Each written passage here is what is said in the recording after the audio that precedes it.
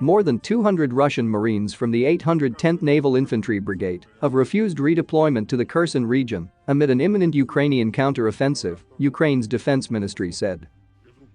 This has caused a significant problem, which, according to our data, delayed the process of restoration and combat coordination of the battalion tactical group of this brigade, said Deputy Head of Military Intelligence Vadim Skibitsky. With Ukrainian forces taking some villages in the Kherson region and its rocket and missile attacks, striking dozens of Russian logistical centers and ammunition depots, and the vital bridges across the Dnipro River, Moscow is facing the prospect of diverting forces from its offensive in eastern Ukraine. Over the weekend, Russia reportedly shifted some units from the Donetsk region, where it is trying to seize territory after occupying neighboring Luhansk to the Zaporizhzhia region in the south. Ukraine's Skibitsky summarized, they are increasing their troop numbers, preparing for our counter-offensive in Ukraine's south, and perhaps preparing to launch an offensive of their own.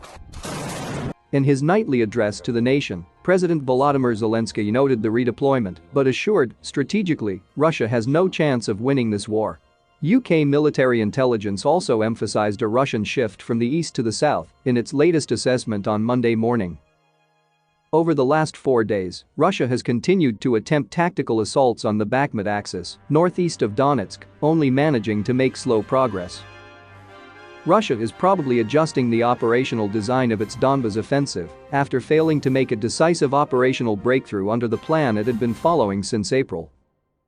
It has likely identified its Zaporizhzhia front as a vulnerable area in need of reinforcement.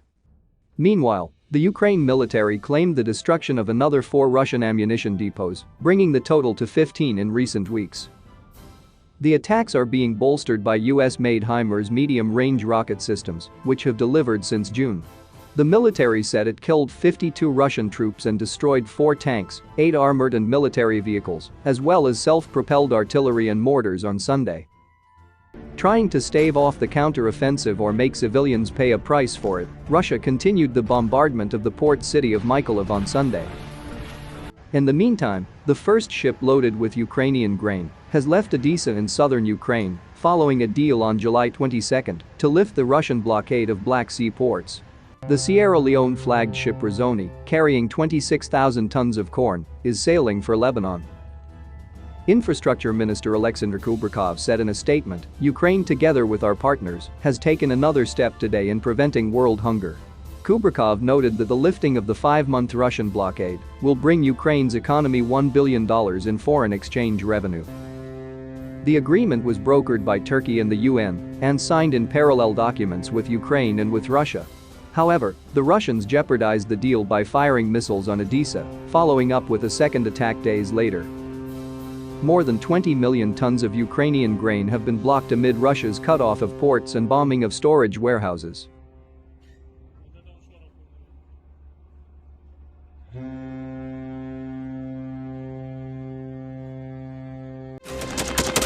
Thanks for watching, and don't forget to subscribe. Also, if you want to support Warthog Defense, please become our member and get early access to new videos, exclusive members-only videos, and become administrator in comment section. The membership link is in the description. Rescues every day. We had a guy last week at 6 rescues in 6 days. He's doing the job every day.